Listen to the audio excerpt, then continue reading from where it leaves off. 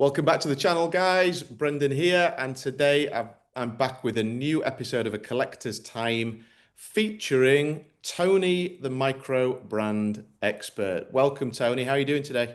Hello, thank you for inviting me, and warm regards to your viewers. Um, I'm currently in vacation, enjoying the sun and the breeze. Not Nice. at the moment, but yeah, that's Yeah. pretty much what I'm doing.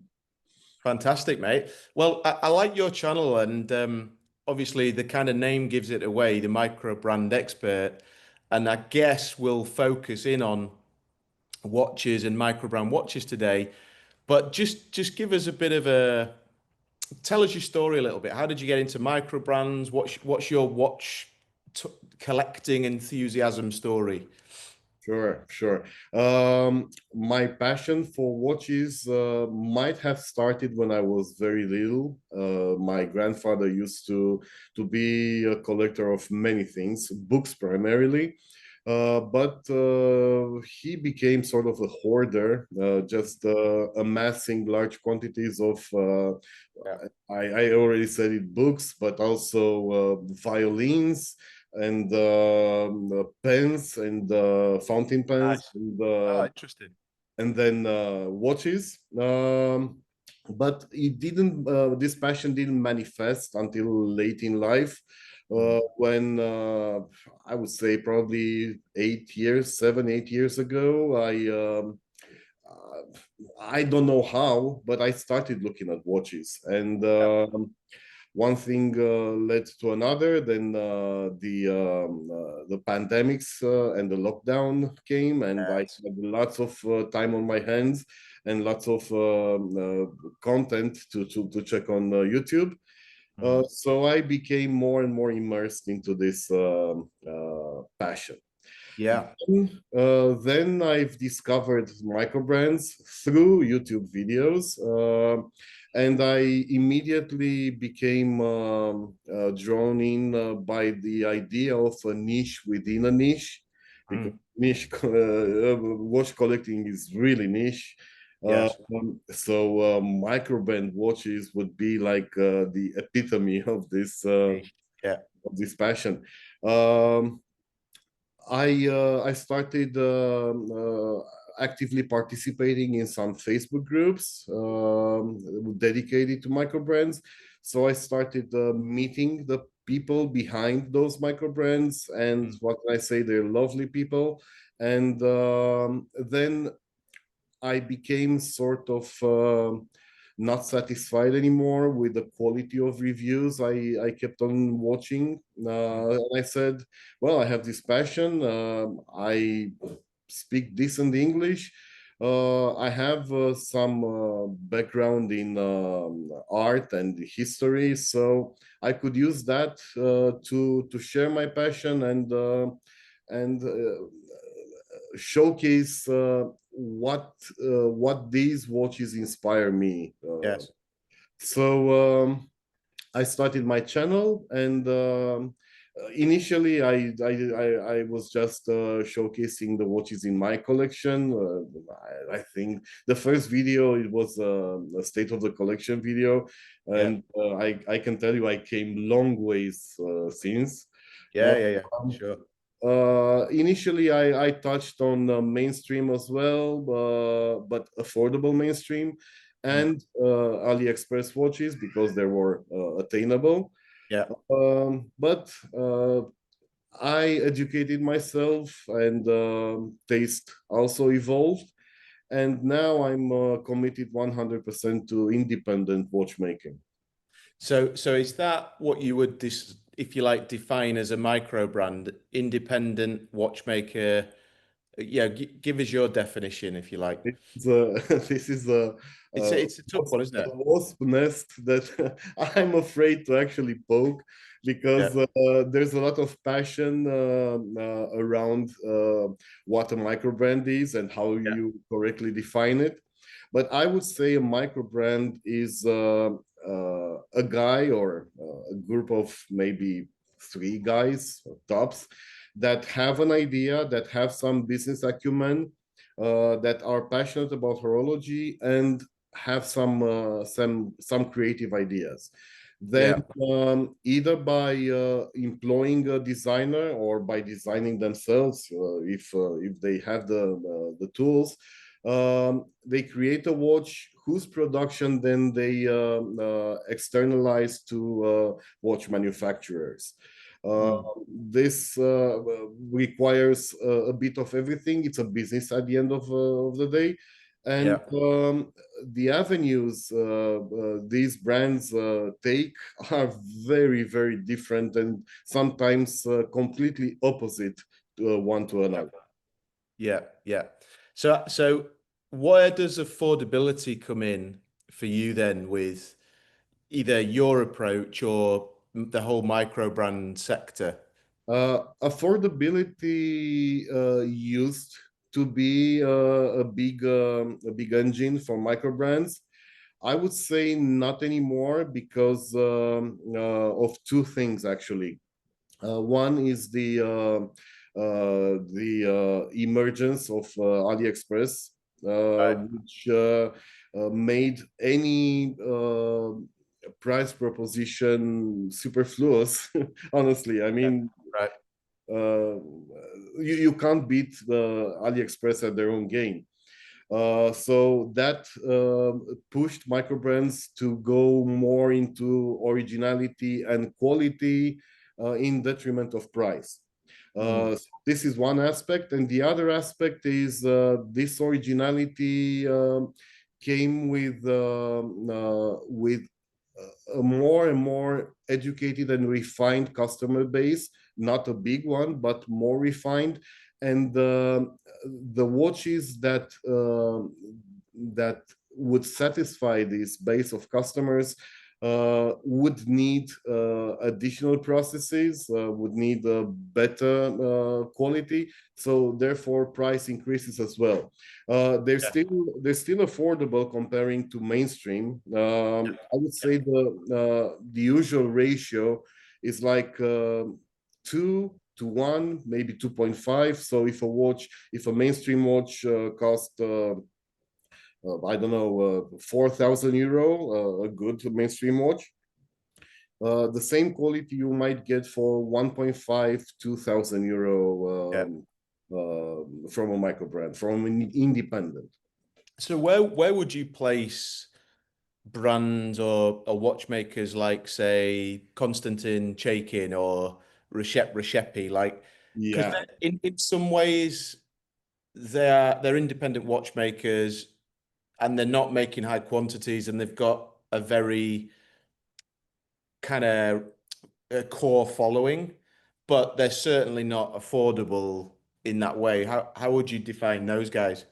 definitely. They are still independent watchmakers. I would call them independent watchmakers, even more so those that manage to actually tinker with the calibers or producing their calibers Yeah. themselves.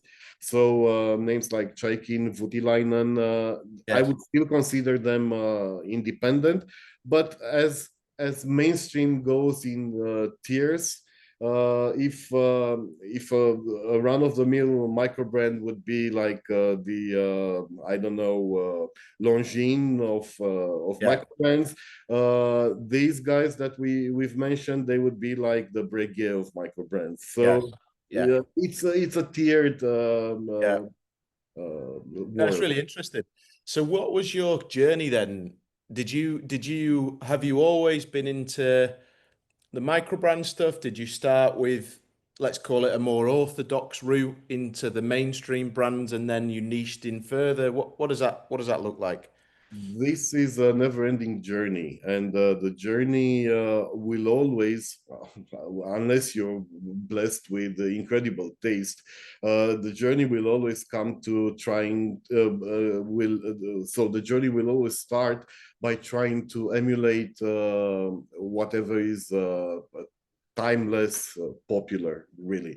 Yeah. So the journey would start with an homage or a clomage to a Submariner to a two-door Black Bay to a Speedy to a Seamaster, Mm. and hopefully will evolve to complications, to more than just something very familiar. We'll go towards dress watches maybe, and then this will not be enough anymore, and will lead you to needing originality. Yeah. Yeah. So and any collector will start probably by going the AliExpress way if affordability is a criterion, and then moving their way as taste evolves, as means Sure.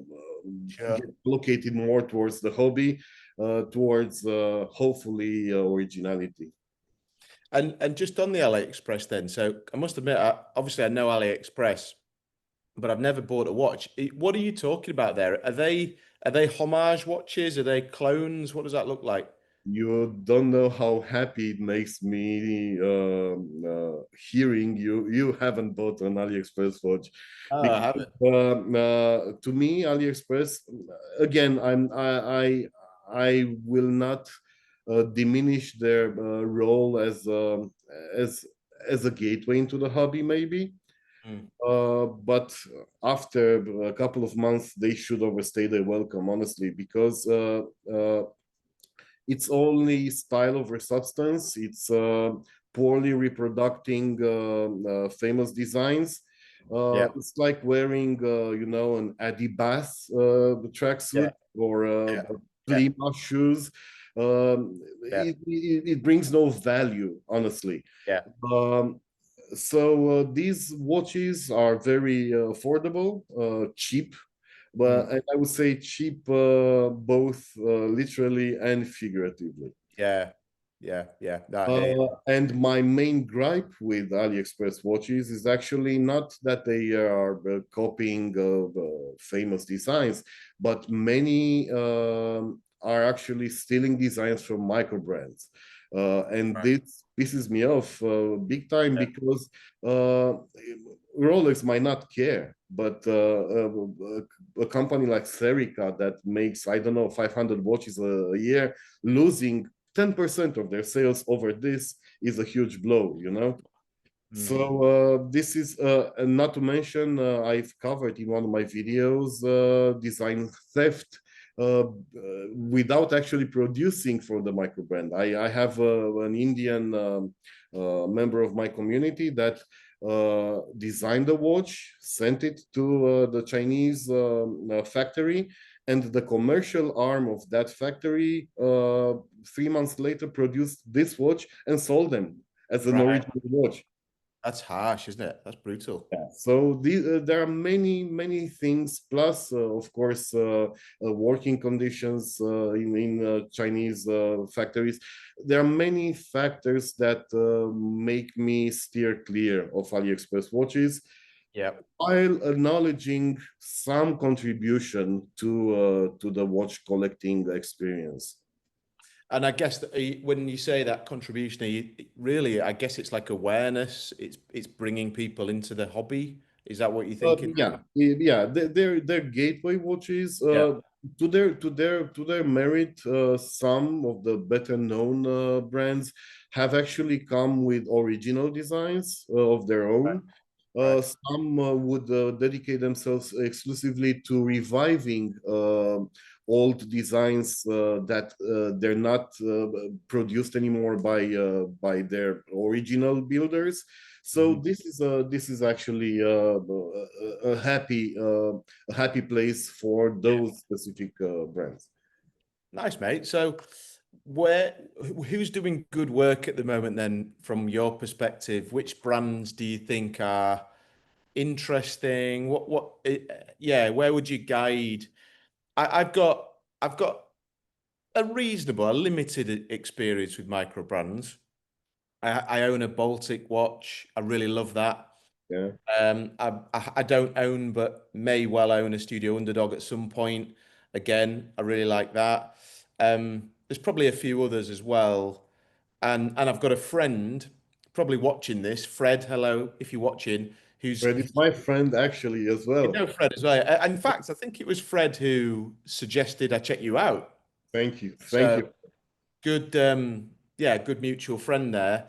And you know Fred, he's a definite watch collector. He He's the doesn't collector. admit it. He's the collector, and Tells he's me he's an enthusiast, and I'm like, no, no, no, no, no. You're a collector. You're a collector.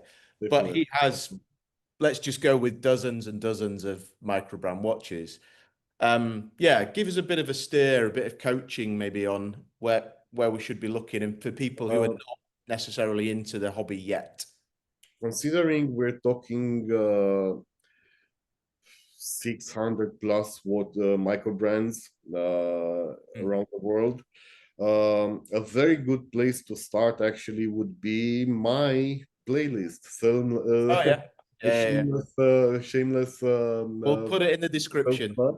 Put it in the Yeah, I created this playlist based on these 3 videos that I made, which in which I've tried to rank the best micro brands in three geographical areas. Let's call so North America, Australasia, so that would be Australia and Asia, and Europe.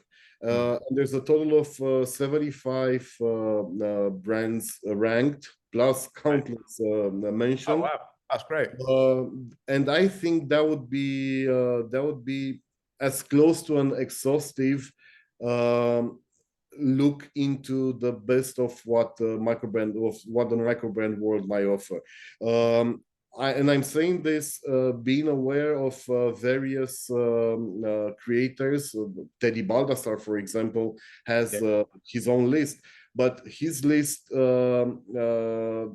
does not scratch the surface of what this world really is, and includes brands that are not actually micro brands. So for Yeah. microbrand, genuine microbrand content, just Yeah. visit that playlist, and you will open yourself to a world of fascination. Uh, Nice. so pretty much any watch on those videos would be a good place to start. But every pretty much every month, if there's not a new micro brand release, there's a new watch from a micro brand. So Yeah. it's an extremely dynamic world in which you need some guidance. So I would recommend, besides my channel, the Facebook group, if anybody still uses Facebook, Mm. the League of Micro Brands, where Okay. 60,000 watch enthusiasts and most importantly, microbrand owners come together and exchange ideas, present their latest models, their Yeah. collections, and so on. That sounds really, really good. And what are you wearing? What are you kind of reaching for at the moment? Yeah, actually, as I said, I'm in vacation at the moment. Mm. So this is traditionally uh, a cow to milk for watch collectors. The watches I bring in my travel role for vacation. I am currently wearing this one, which is Nice. this is actually a gift from the brand owner, which is also Romanian. It's a Yeah. Romanian microbrand on one of the 3. Yeah. It's an Albert Villa Eternal. Then It looks a bit like a Moser. It's got that kind of H Moser vibe, Very hasn't good. And you know what brings the Moser in it is actually the strap. it? Okay. Because I used to wear this on its original yellow strap. Albert Yeah. Villa are actually very well regarded as strap Right. makers. But I don't know if you can see there's some veneers. This place is called Okay. this rock is called Yeah. Yeah. Eagle's Eye. Hmm. And there's some sandy veneers in the dark blue, which match perfectly the strap. Yeah. Um, Nice. That's a nice piece. Nice looking piece, that. yes, and it's got substantial sentimental value. And Then what kind of price point are those ones, Tony? MSRP would be like 900 euro, but every Mm, once in a while they're running discounts, and it's only it's actually very hard because of the availability of the stone. They pretty much do right. the same case, but with different dials. They also make one of the best looking tank watches. Okay. For your viewers that are not into this language, are the rectangular watches, the tanks, Yeah. similar to Cartier Okay. tank or Yeah. Je l'écoute reverso. Mm. Also in vacation for this video, I took the latest watch that I reviewed, which is Okay. Nice. Machina Hazel. This is the latest model from the Filipino brand, Machina. That's really nice. What's this case diameter on that one? This is a 40, Yeah. but it wears quite compact, so it would look good. I'm a big fan. I'm not a big fan. I'm not really into oversized watches. No, So no, even though likewise. my wrist size is 19 centimeters, I wouldn't go beyond the 41. And this Yes. is the Yeah. 40 which would wear well even on six and a half. I'm very similar. I've got 18 and a half ish Mhm. wrist, and I don't like wearing anything at probably over 41. I'm trending smaller. In my earlier watch collecting career, let's call it, I would have comfortably worn like 44 mil. And Yeah, now I'm like, wow, I can't believe I ever wore that. It's crazy. you might cut this one out, but there's the thing, you can tell a man by his hands. A man with big hands is a man, okay? So if you look at porn movies, that's why I say you might cut it. But it's not. It's Now we're not. getting niche. Now we're It's getting not niche. raunchy. It's not raunchy. Um, the actresses in porn movies have small hands, so that make everything bigger by contrast. That's Ah, why a watch, if it's smaller, will make the hands bigger, and you will be a more masculine there you guy. go. You're Yeah, onto something there, Tony. Definitely. yeah. Uh, Finally, the last watch in my travel role is this Mitch Mason watch, which Hmm. is the only diver that I brought. And You might have noticed a recurring theme in all three watches. They're all on Yeah. sailcloth straps. So this video will be sponsored by sailcloth by There Artem. you go. Sorry. Perfect. Yeah, yeah, yeah. And to segue Yeah. our conversation perhaps into a more refined territory. This is my next review. This is Yeah. a watch called Etienne 03.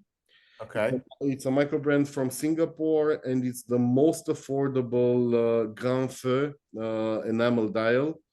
Hmm. Uh, in mainstream, the most affordable is close to $5,000. This is 1850. Right. The detail on that dial looks really nice. Yeah, it's a guilloche which is then Okay. covered by enamel powder, which is then fired in kilns at 900 degrees. And Lovely. the rejection rate for a dial like this is close to 90%. Right. Yeah. And that comes after actually doing the pattern. So there's Yeah. like 6 7 hours of work into it that then might go to Yeah. waste. Gone. Lovely.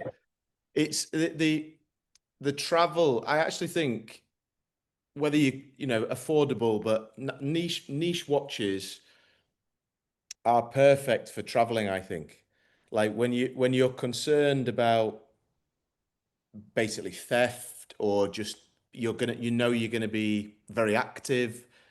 It's nice. I think it's a great opportunity to wear something that's a bit different that you're not worrying about. but that still has a story that still actually you love looking down at that watch. I Yeah, think that's a great purpose for them, isn't it? I would be devastated if one of my watches got damaged or stolen. So I would be devastated, but at least I wouldn't be 10 grand in the hole, Yeah, you know, for it. yeah, Um, yeah, some particularly some microbrands specifically might be placeholders for more expensive pieces, but to me, I wouldn't say they have less value strictly because they cost a tenth of what a real watch might. yeah. I agree. I think there's uses for or there's purposes for everything, right? Like micro brands, independent brands. Yeah, I love them. I think they're really nice pieces of work. If you get a it's all about the brand, isn't it? Like when there's a founder creating that piece of art, that piece of work, and you get to enjoy that. Yeah, this is Like actually a it's very. almost more it's almost more valuable than say a Rolex that they're banging out 1 million a year, right? You know what? I I sort of already always knew this, but it's the first time I hear somebody, and it wasn't me, which is surprising, formulating this. That okay, what's the tradition of Rolex? Okay, it's this guy called I don't remember his name. Never And mind. So it's this guy that moved from England to Switzerland to build these watches, and but he died, and now a committee of trustees are running this foundation, this non-profit foundation that produces Rolex. So buying a Rolex now, you're as far removed from that tradition as if you would buy a knockoff. You yeah, would do pretty much the same thing. It's only not even family in many cases. They're not even family owned anymore. It's only Swatch owns like 2 dozens of established companies. How is that relevant to their heritage? Meanwhile, you have a guy that you actually talked to. He actually might have explained the watch, might have explained the watch to you. And you formed a connection with him. So who yes, say that heritage is more important than this connection that you have now? Very good point. yeah. I do agree with that. I suppose, yeah, like if you were buying a piece of art on the wall, there's Picasso's and Monet's, and then there's a guy or a creator that you form that relationship, and it costs you 1,000 instead of 1 million. But I suppose on the flip side, and as to challenge you to get your thoughts, you mentioned it before. The growth of the watch micro brand industry has been fantastic, but does everybody have the same motives there? Like, because naturally, watch brands are starting to make profit. They found a brand because they see a business opportunity to sell you and me, and part of that is crafting the story. So it's sort of where do you sit with that? Absolutely. My glasses are not rose tinted. Yeah, yeah, I know exactly the situation at ground level, and I know I would say maybe 70% of the micro brands active in the world at the moment come from a desire not to express themselves as much, but to make a dollar, you know. So and there's nothing wrong, nothing wrong. Yeah, yeah, but you're right. There needs to be some discernment behind the decision to go for a specific micro brand, especially as I told you, there are some brands that people perceive them as micro brands, but they're really just the commercial arm of large companies that have no soul, Yeah. none of the soul that is supposed to be behind every micro brand. Mm. So that's where I guess I would come in. People like me, although there are not many people like me, and I don't know any other guy that would refuse. I had a watch that was sent to me by a Hungarian guy, a Okay. Hungarian company, and they said this is our baby. We build this diver, and we would like you to have it reviewed. And I did a review, and then as I published the review, the first comment that popped on that video was, "This is how do you call those?" Um a ready-made watch. So some companies in Switzerland, for example, they produce watches for, I don't know, from banks to car dealerships. You know, Right. all you have to do is on their design, put your logo on, and then Right. you have the watch. Okay. And this watch was one of those. It just had a Right. fancy name on it and a story, and that was Yeah. Yeah. Yeah. so. As soon as I found out, I took the video down and I issued another video explaining the situation. You know what happened? 1 year later, I see a company from England doing the same thing with the same model, and Really? Fantastic. they're now part of the British Watchmakers Watchmaking. Association. I Mm. mean, nobody does any background checks, and nobody sees Yeah. what they've done. That is really interesting, isn't it? Yeah. So It doesn't surprise me, but I wasn't aware of that, and I yeah, get it. You know, the Swiss, that's their game, right? They will do drop shipping. This is drop shipping to drop shipping, yeah. Print on demand. yeah, exactly. I could put on that watch's dial. I don't know, Jerry's Pizza, and Yeah, yeah, yeah, it yeah. would be the same watch. Interesting. You need somebody to be able to have the passion once, and to be able to have the time and the resources to investigate these. Mm. And my channel is that, and it's the only one that I know of. Yeah, Another shameless self plugin.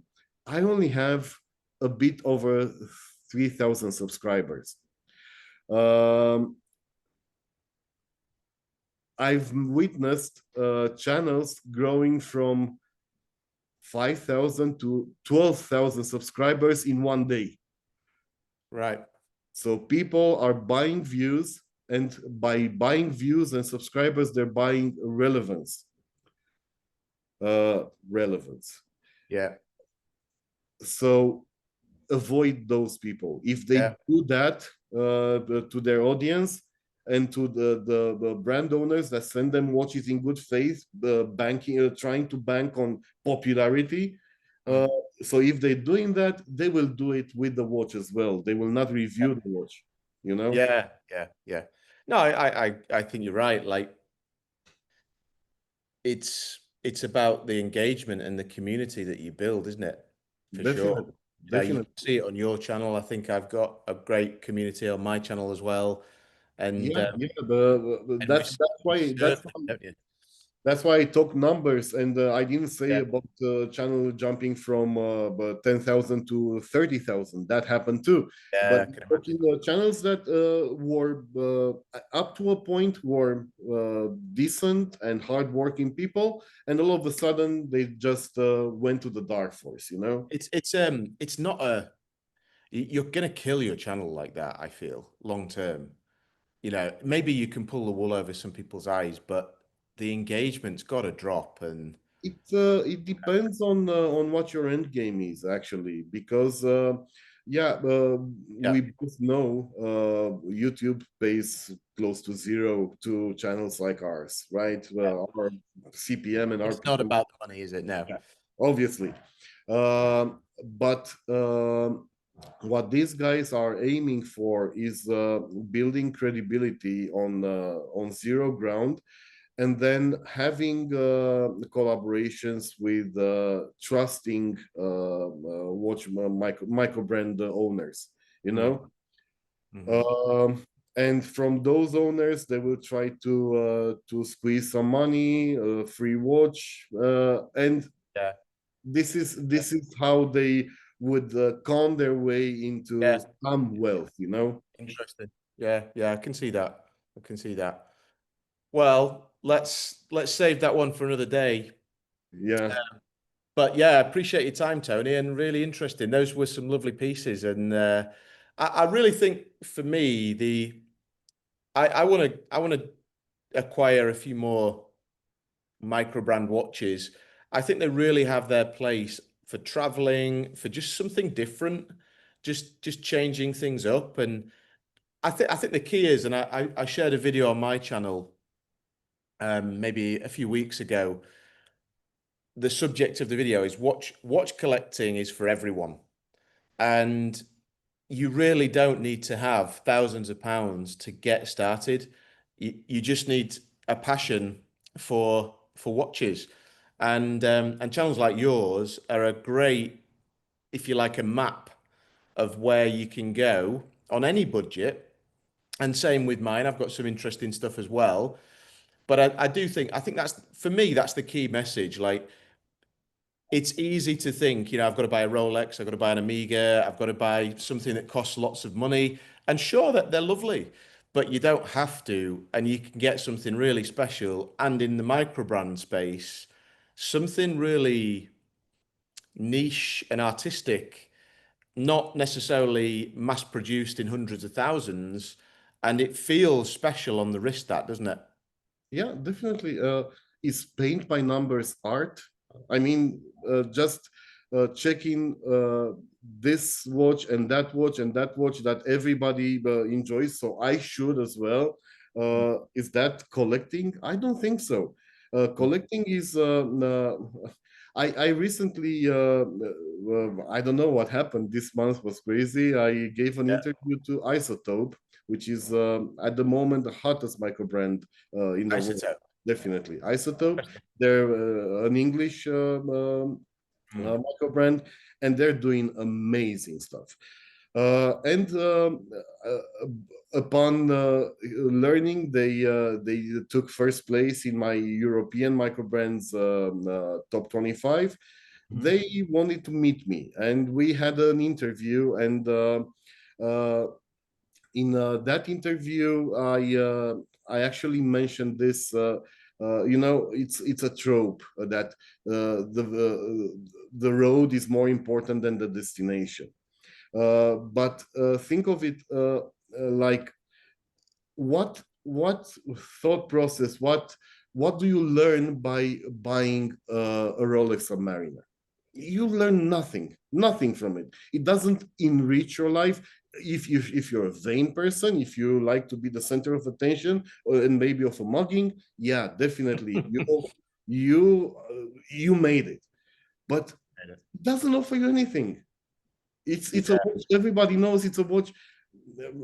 You might get an envious glance, but not a curious one. If that's who you are, fine. But if you want to educate yourself, if you want to get something more from this hobby, Yeah. uh, Yeah. then if you want to be a collector, that's Yeah. what collecting is. Otherwise, it's just paint by numbers. Yeah, I hear you, and I think like I do like Rolex watches, but my tastes have evolved. So I like more vintage stuff and the kind of curiosity of those things and the differences in the years and the references. And I think that's where kind of Rolex collecting comes in. But I've also been through that phase. I think I've been through it. I definitely, Everybody went I'm through pretty it. close. Fine. If I'm not through it, I'm almost through it. Of like, yeah, the status watch, it's yeah, I think people pass through that phase. I think that's and but I also think some people have to pass through that phase. Like it, they don't, you can't almost navigate it always. Some But this people, you have to go there and then you find the next pieces, don't you? But this comes down to what type of person you are, and Yeah, it unfortunately, does. many people lack the desire to better themselves, lack the curiosity to find out more about Yeah, something they don't know anything about. which is Uh, fair enough. Like if you're not, but you're probably not a watch collector then. You just wear a watch. Exactly. Yeah, Having the curiosity, I feel this as a watch reviewer that I would say 70% on my channel, but 99% of the audience on other channels, they're watching a video just to confirm their choices, yeah. to reinforce their choice, not to find out something interesting uh, about a No, subject they didn't know anything about. it's yeah. I think you're right. I think you're And right. this is not. If all you're trying to accomplish is validation, instant validation, many times, then you don't live for yourself; you live for the others. Yeah, I think the society doesn't help though either. Like environment. I mean, I think about the stories of I think like Russian and probably mildly oppressed or even extremely oppressed families, people from Russia who then made lots and lots of money, moved to London, and because they could never show that wealth, they're driving like velvet covered Ferraris through Mayfair, right? And actually, I completely respect that because it's like I can't put myself in their shoes, but they clearly feel the need to like, hey, look, everyone, I'm a billionaire. You need to know this.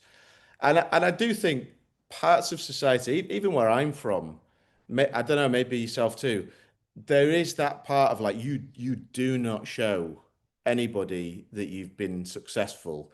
And there's almost that you got to exercise that out of you sometimes. I think society doesn't help for me in that regard.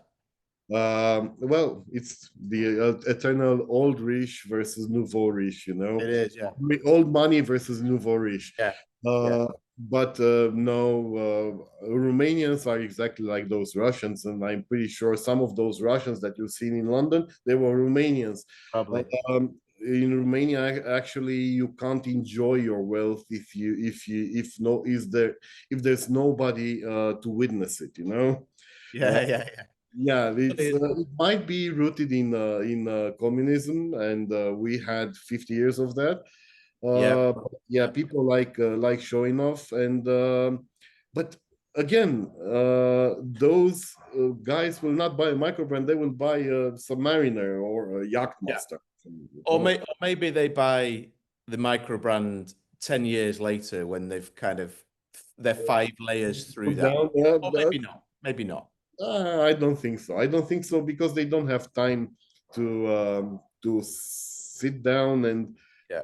and they lack the curiosity. People Uh, have started to lack curiosity, which is it's not fear that is the mind killer. It's the lack of curiosity. That's the mind killer. that's a good place to end because that I do agree, but I also think there's a lot of breadth to that. There's a lot of breadth to that. That's Yes, not about watches. yes, there is. Yeah, Yeah. Well, keep doing great work, buddy, and thank you, definitely you too. And we'll keep in touch. I can't wait to see what you're up to in Barcelona.